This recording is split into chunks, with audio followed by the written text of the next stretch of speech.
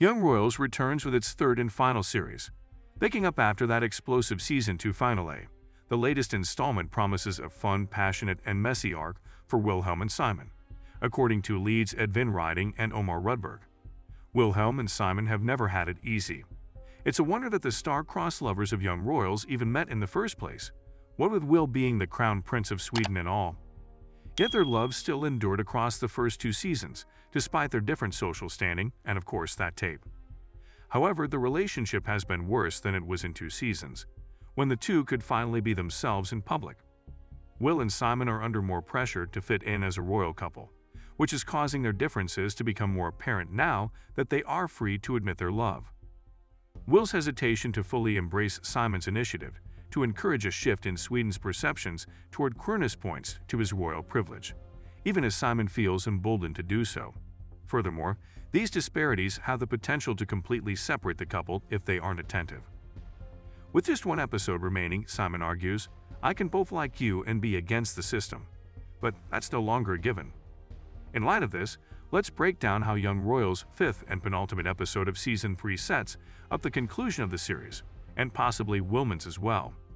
In the final episode before the conclusion, Will is talking over the phone with his father, who is frequently away, about Eric, the brother he lost. Will was completely taken aback when August brutally disclosed that the former crown prince had participated in homophobic hazing practices at Hillerska. Later that week, Simon has an appointment with the king and queen to celebrate Will's birthday. But will the couple make it that far? The prince can't help but feel that Simon is passing judgment on his brother Wilhelm when Wilhelm confides in Simon about what Eric done. Actually, Simon does a pretty good job handling this.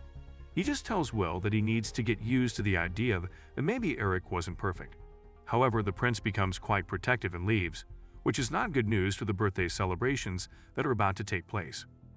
Nevertheless, as Simon confides in his mother about the argument, she notes that perhaps Will and his relationship shouldn't be this difficult, especially when you're this young.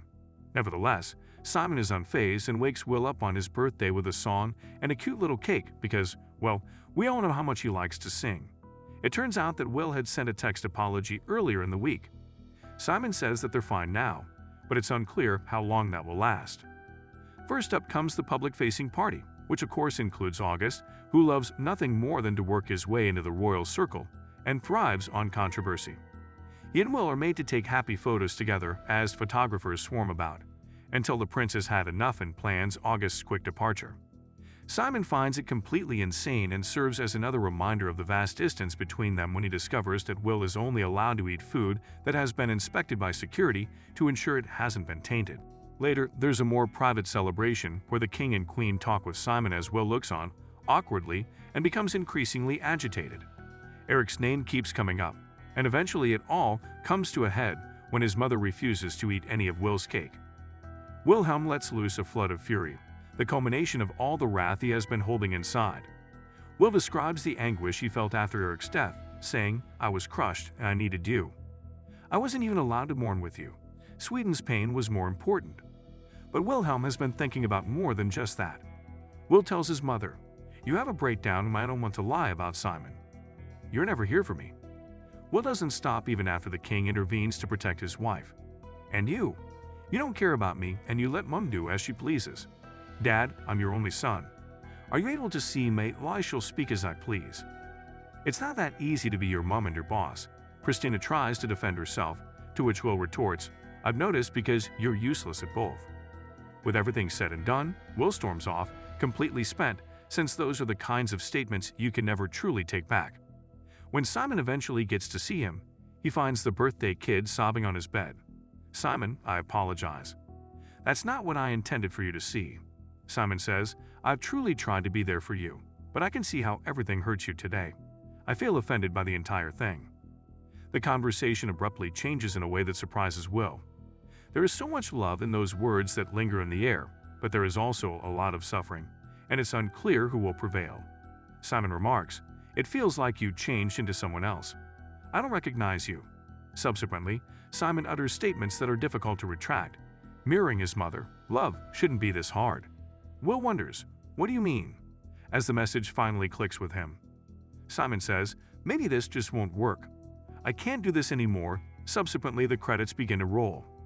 Even though Netflix has divided this season into 2 parts, which means that all of the fans who are fervently, obsessively invested in this romance will have to wait a whole week for answers. This would have been a harsh cliffhanger at the best of times. Will Wilhelm and Simon survive? Is it possible for Simon to be both against the system, yet genuinely like Will, as Will represents his birthright? A joyful ending seems inevitable, on the one hand. After all, witnessing the union of a young royal and a young commoner is the pride of young royals. We've all been cheering for it, and the fandom is also motivated by this relationship. Actor Omar Rudberg of Simon wants it too.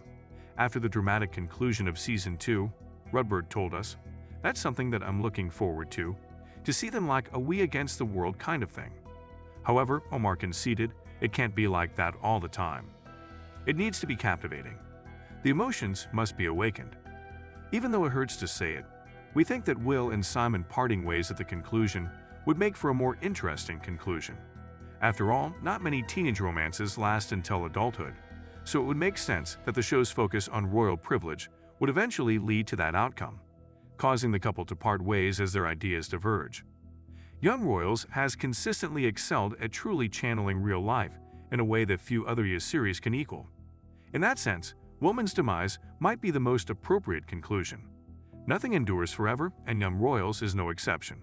Of course, we all hope that their story ends happily, but that is not how things always work out. Those poor youngsters have experienced far too much.